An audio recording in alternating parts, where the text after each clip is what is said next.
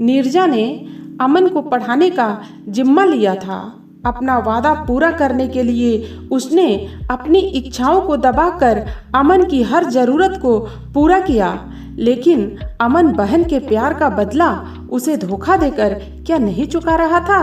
नमस्कार मित्रों, आज हम आप लोगों के लिए सुधा गुप्ता की लिखी कहानी लेकर उपस्थित हैं। आज की कहानी है कड़वा सच। मित्रों, आज बरसों बाद मोटे और बेडौल हो चुके अमन को सामने देखा तो सहसा विश्वास ही नहीं हुआ कि यह वही अमन है जिसका परिचय मैं सदा किसी हीरो के नाम से देता था। वास्तव में अमन किसी हीरो से कम नहीं लगता था। माँ का लाडला था अमन, और माँ भी ऐसी जिसने पुत्र प्रेम में सभी को पीछे छोड़ दिया था। मेरे एक प्यारे मित्र की बुआ का बेटा था अमन। मित्र की बुआ को मैं भी बुआ ही पुकारता था। अकेले ही आए हो अमन? बुआ या भाभी साथ नहीं आई? मैंने उसका कंधा थपथपाते हुए पूछा। अरे यार, हमसे बीबी साथ साथ नहीं घसीटी जाती, अपने बस का नहीं है यह सब। बीबी के साथ बच्चे भी घसीटने पड़ते हैं, अमन ने हंसते हुए कहा। गर्दन को झटका दिया था अमन ने। उसके चेहरे पर वही अकड़ और वही झूठी शान थी। आंखों में वही चमक थी जिससे मुझे सदा चिढ़ होती थी। एमएससी में था मैं जब पहली बार अजय ने मेरा अमन से परिचय कराया था। यह मेरी बुआ का बेटा है अमन। उस वक्त अमन गाड़ी की चाबी उंगली में घुमा रहा था। उसके कपड़ों से परफ्यूम की तेज खुशबू आ रही थी। बालों पर हाथ फिराकर उसने गर्दन को एक झटका दिया था। मैं अनायास ही कह बैठा था, अजय तुम्हारा भाई तो पूरा राजेश खन्ना लग रहा है। सभी खिलखिलाकर हंस पड़े थे। अमन फर्राटे से गाड़ी भगा ले गया था। आज उसका जन्मदिन है। कहने आया था कि रीगल पब में 7 बजे पहुंच जाना। अजय ने बताया। रीगल तो बहुत महंगा है ना? तुम्हारे फूफा बहुत अमीर आदमी है क्या? अजय मेरा प्रिय मित्र था और उससे मैं हर बात निसंकोच कर लेता था। मेरे प्रश्न पर वह तनिक चौंका था। फूफा जी अमीर होते हुए भी इतने रुपए फूंकने वाले नहीं हैं। जरूर इसने बुआ को मना लिया होगा। बुआ का बिगड़ा नवाब है न यह अमन। मुझे आज भी याद है कि 10 साल पहले जब मेरे पिताजी की तनख्वाह महज 10,000 रुपये थी, अमन ने मेरे सामने 5,000 रुपये पब के मैनेजर को दे दिए थे। वैसे अमन के पिता भी मेरे पिता जितना ही कमाते थे। एक मध्यम वर्ग का लड़का अपने पिता की आधी तनख्वाह अपने जन्मदिन की पार्टी में ही उड़ा दे, कुछ पचा नहीं था मुझे। मैं सोच रहा हूँ कि अमन इतना खर्च कैसे करता है। या तो बुआ अपनी जमा पूंजी पुत्र मोह में उड़ा रही हैं, या फिर यह कोई उल्टा सीधा धंधा करने लगा है। अजय ने कहा, यह लड़का हर महीने 2-3 हजार का तो पेट्रोल ही फूंक देता होगा। किसी तरह फूफा जी ने गाड़ी ले ली, लेकिन उसमें पानी तो नहीं पड़ता ना, जो यह दिन रात गाड़ी दौड़ाता रहता है। तुमने कभी पूछा नहीं? बचपन से ही इसके शौक निराले हैं। इस बारे में मेरे पापा ने बुआ को समझाया तो उन्हें बुरा लग गया। उसके बाद किसी ने कभी कुछ नहीं पूछा। बात तो यूँ करता है जैसे कहीं का महाराजा हो। बदतमीज कहीं का। बुआ का बेटा ना होता तो मैं कभी मुंह न लगाता। मैं इससे एक दिन रास्ते में मिल गया तो अपने चमचों के सामने कहने लगा कि क्यों साइकिल घसीट रहे हो बच्चे, कहो तो मैं गाड़ी से छोड़ दूं। अमन कुछ पढ़ता लिखता भी है या बस यूं ही, पता नहीं। कहता तो है कि प्रथम श्रेणी में बीए किया है और अब आईएएस की तैयारी कर रहा है, लेकिन मुझे तो सब झूठ नजर आता है। किसी से कहता है कि बैंक के टेस्ट की तैयारी कर रहा है। पापा से तो बताया था कि एमबीए कर रहा है। समय बीतता रहा।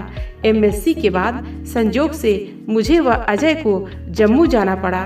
नौकरी के लिए हम दोनों ने आवेदन किया था। वहाँ रहने के विषय में बात हुई तो अजय ने कहा वहाँ मेरी बड़ी बुआ रहती हैं, उन्हीं के पास ठहर जाएंगे। उनका भी कोई अमन जैसा बेटा हुआ तो? अरे नहीं, उनकी तो बेटी है नीरजा, वह मुझे बहुत अच्छी लगती है। बुआ की शादी के 20 साल बाद उसका जन्म हुआ था। वह बुआ की पोती लगती है। मुझे हर साल राखी भेजती है। हम दोनों में बहुत अच्छा तालमेल है। पढ़ने का बहुत शौक है मेरी बहन को। बीएससी करने के बाद उसने बीएड किया था। उसे नौकरी करते हुए भी 1 साल हो गया। मुझसे साल भर छोटी है, मगर पैरों पर खड़ी है और मैं अभी भी नौकरी के लिए धक्के खा रहा हूँ। तुम भी किसी स्कूल में टीचर बन सकते थे, मगर तुम्हारा रास्ता कोई और है ना।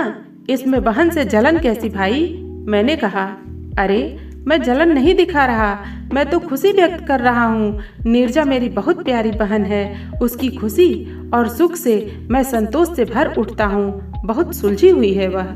छोटी बुआ ने अजय से कहा था कि जम्मू जाने से पहले वह उनसे मिल ले, इसलिए स्टेशन जाते वक्त हम ऑटो रिक्शा उनकी घर की तरफ से लेते गए। नीरजा के लिए लिखा गया पत्र देते हुए बुआ ने अजय से कहा, नीरजा से कहना कि जवाब जल्दी भेजे, जरूरी है। जम्मू पहुंचकर मैं और अजय बड़ी बुआ के घर गए। हमें उनका हवेली नुमा घर बहुत अच्छा लगा। दिल्ली के फ्लैटों के सामने उनका घर मुझे महल सा लगा। बुआ ने प्यार से हमारा स्वागत किया था। अरे अजय, कैसे हो भाई? शाम को अपने स्कूल से लौटते ही नीरजा ने कहा, कुछ दिन तो यहाँ रुकोगे ना? नहीं नीरू, इंटरव्यू के बाद हम लोग कल शाम 8 बजे की गाड़ी से वापस चले जाएंगे। इस बार छुट्टियों में तुम दिल्ली आना। अजय ने कहा, अगर तुम्हें यही नौकरी मिल गई तो हमारे पास ही रहोगे ना? पिताजी के बाद मैं बहुत अकेली हो गई हूँ। मैं वादा करता हूँ कि अगर मुझे यहाँ नौकरी मिल गई तो तुम्हारे साथ ही रहूँगा। अजय ने खुश होकर कहा, लेकिन जम्मू में मुझ अकेले को ही नौकरी मिल पाई थी। तब भी अजय की प्रसन्नता का कोई ठिकाना नहीं था। मैं रह गया तो क्या, अब तुम नीरजा से मिलते जुलते रहना। बुआ के घर के आसपास ही घर ले लेना। अजय ने खुशी जाहिर की थी। मैंने अजय को आश्वासन जरूर दिया था, पर कंपनी में काम इतना अधिक होता था कि मैं कभी कभार ही नीरजा और बुआ से मिल पाता था। कुछ महीने बीत गए। इस बीच अजय को भोपाल में एक अच्छी नौकरी मिल गई, जिस वजह से हमारा साथ लगभग छूट सा गया था। कंपनी की तरफ से ही मेरे रहने का प्रबंध भी था। वहाँ से बुआ का घर बहुत दूर पड़ता था। एक इतवार को समय निकालकर मैं नीरजा और बुआ से मिलने गया। नीरजा घर पर नहीं थी। बुआ ने प्यार से चाय नाश्ता कराकर दिल्ली का हाल चाल पूछा था। अमन की पढ़ाई कैसी चल रही है बेटा? तुम तो जानते हो ना अमन को, मेरी छोटी बहन का बेटा है। बहुत मेहनती बच्चा है। पिछले 2 सालों से जी तोड़ मेहनत कर रहा है। नीरजा से बहुत प्यार करता है। नीरजा ने उसे पढ़ाने का जिम्मा ले रखा है। अपनी तनख्वाह को तो बेचारी ने कभी हाथ तक नहीं लगाया। पाई पाई अमन को भेज देती है। बेटा, अब तो 2-3 साल होने को आए और कितनी पढ़ाई है अमन की। नीरजा तो मेहनत कर करके आधी हो गई है। मुझे उसकी शादी भी तो करनी है। कब तक नीरजा भाई का बोझ ढोती रहेगी? बहन का हाथ तंग है, इसलिए उससे तो पूछ नहीं सकती। तुम भी तो मेरे अजय जैसे हो। जरा पता करके बताना कि अमन मेरी बच्ची के खून पसीने की कमाई को पढ़ाई में ही लगा रहा है या कहीं और फूंक रहा है। नीरजा तो बेचारी साध्वी हो गई है। कहती है कि अमन एक बार बड़ा अफसर बन जाए तभी शादी करेगी। बुआ की बातें सुनकर लगा जैसे किसी ने मुझे जमीन पर पटक दिया हो। अमन का कच्चा चिट्ठा मेरे सामने पूरा का पूरा खुला पड़ा था और मैं सिला की तरह बेजान बुआ का मुंह देख रहा था। हमारा गुजारा तो तुम्हारे फूफा की पेंशन से चल जाता है। हमें कोई तंगी नहीं है, पर नीरजा पर अब तरस आने लगा है। बेचारी न ढंग का पहनती है न खाती है। चप्पल टूट जाए तो उसी को मरम्मत कराकर पहनती रहती है। उसके साथ की लड़कियां फूल सी खिली रहती हैं और उसे देखो, इस बार 8,000 रुपए जोड़ कर रखे हैं। अगर तुम इस हफ्ते दिल्ली जाओ तो लेते जाना। मेरी बहन का पत्र आया था कि हाथ ज़्यादा तंग है। जी, जाना है मुझे, आप दे दीजिए। नीरजा ट्यूशन पढ़ाने गई थी, इसलिए मिल नहीं पाई थी, लेकिन उसकी महीने भर की कमाई के रुपए मैं अपने साथ लेता गया था। उसी रात मैंने अजय को तार देकर बुला लिया था। 3 दिनों बाद अजय मेरे सामने था। वह सारी कथा सुनकर आग बबूला था और मैं असमंजस में था कि कैसे नीरजा पर हकीकत खोली जाए। नीरजा की इस महीने की कमाई मैं तो ले आया हूँ, मगर हो सके तो इसे बचा लो यार। कैसी है तुम्हारी छोटी बुआ जो अपनी विधवा बहन को ही लूट रही है। मैं चलते वक्त नीरजा से मिल नहीं पाया, लेकिन बुआ बता रही थी कि वह पहले से आधी रह गई है। मैंने अजय को बताया, कैसा भाई हूँ मैं जो अपनी बहन की रक्षा नहीं कर पाया। कहते हुए अजय की आंखें भर आईं। रक्षा किससे करते तुम? अमन भी तो उसका भाई है। नीरजा बेचारी तो प्यार में मारी गई। मैंने अजय को समझाना चाहा। यह सुनकर उसके मन पर कैसा आघात होगा कि उसकी 3 साल की मेहनत गंदी नाली में बह गई। विश्वास टूटने की पीड़ा कैसे सहेगी नीरजा? अजय दुखी लहजे में बोला। उसी शाम मैं और अजय बुआ के घर गए और उन्हें हकीकत बताने की हिम्मत जुटाने लगे। नीरजा तब भी घर पर नहीं थी। वापस आई तो मुझे भी लगा कि वास्तव में वह बहुत कमजोर हो गई है। क्या बात है नीरू, कुछ भी खाती पीती नहीं हो क्या? क्या हो गया है तुम्हें? अजय ने पूछा। तुम कब आए भाई? और आप दिल्ली से होकर आए? अमन को रुपए दे दिए ना? अजय और मुझे एक साथ ही संबोधित किया था नीरजा ने। अमन को रुपए क्यों भेजती हो तुम? अजय ने पूछा। उसकी पढ़ाई के लिए। क्यों, क्या हुआ? नीरजा ने सहजता से कहा। क्या पढ़ रहा है वह? उसने बताया था कि वह एमएससी करने के साथ साथ आईएएस की तैयारी भी कर रहा है। वह खूब पढ़ना चाहता है, लेकिन मौसा जी उसे पढ़ा नहीं सकते। क्यों? फूफा जी की अच्छी खासी तनख्वाह है। अभी 2 साल पहले ही उन्होंने गाड़ी खरीदी है। ऐसी गरीबी तो नहीं है जो तुमसे मांगने की नौबत आ जाए। वह तो पूरा पूरा दिन गाड़ी में आवारागर्दी करता है। उसकी शान देखकर कतई नहीं लगता कि उसे आर्थिक तंगी है। वह अपने जन्मदिन की पार्टी ही शहर के सबसे बड़े और महंगे होटल में देता है। मैं तो यही सोच सोच कर परेशान होता रहता था कि वह इतने रुपए उड़ाने के लिए कहाँ से लाता है। तुम दिन रात उस जानवर के लिए तिल तिल मरती रही और मुझसे कुछ पूछा तक नहीं। नीरजा आंखें फाड़ फाड़ कर बारी बारी से हमारे चेहरे देख रही थी। अजय की बातों से उसे ताज्जुब हो रहा था। उस दिन अगर बुआ सारी बातें सोम को न बताती तो शायद पूरी उम्र इसी तरह लुटती रहती। हद होती है किसी पर विश्वास करने की। कोई किसी को 2 पैसे दान देता है तो वह भी इस बात का ध्यान अवश्य रखता है कि जिसे दान दिया जा रहा है वह कुपात्र न हो। कैसी पढ़ी लिखी हो तुम जो हजारों रुपए लुटा दिए और कभी सोचा भी नहीं कि उनका सही इस्तेमाल हो रहा है या नहीं? अजय ने आगे कहा। पर छोटी तो सदा पत्रों में तंगी का रोना रोती रहती थी। एक पत्र तुम भी तो लाए थे। तब भी नीरू ने 5,000 रुपए का ड्राफ्ट भेजा था। क्या माँ बेटा दोनों ही झूठ बोलते हैं?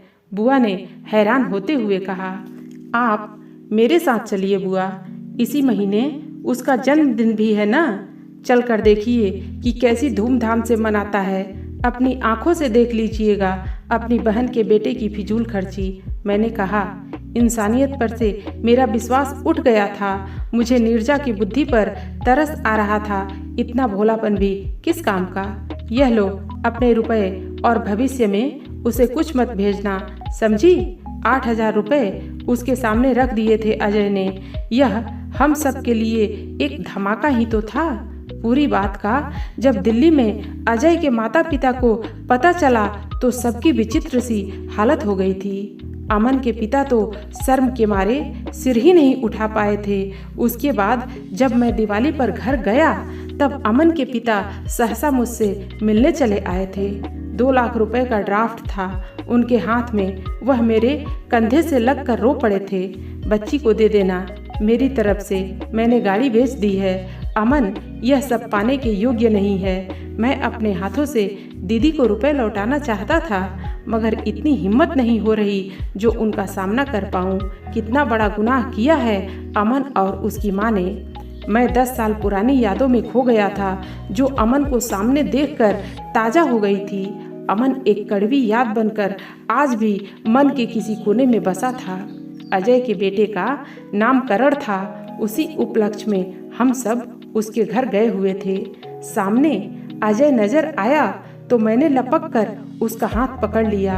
अरे सोम, तुम? बड़ी देर लगा दी यार, अजय ने मुझे गले लगाते हुए कहा। आज भी अजय नीरजा के लिए उतना ही परेशान था जितना पहले था। आज भी नीरजा उतनी ही भोली थी जितनी तब थी।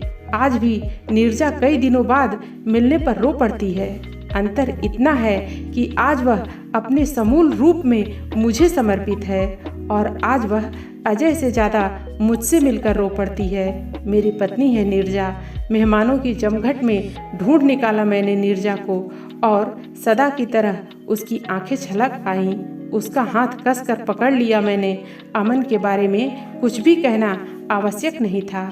अमन का प्रसंग कड़वा अवश्य था, पर उसी के साथ जुड़ा था मेरी नीरजा का मीठा अध्याय भी।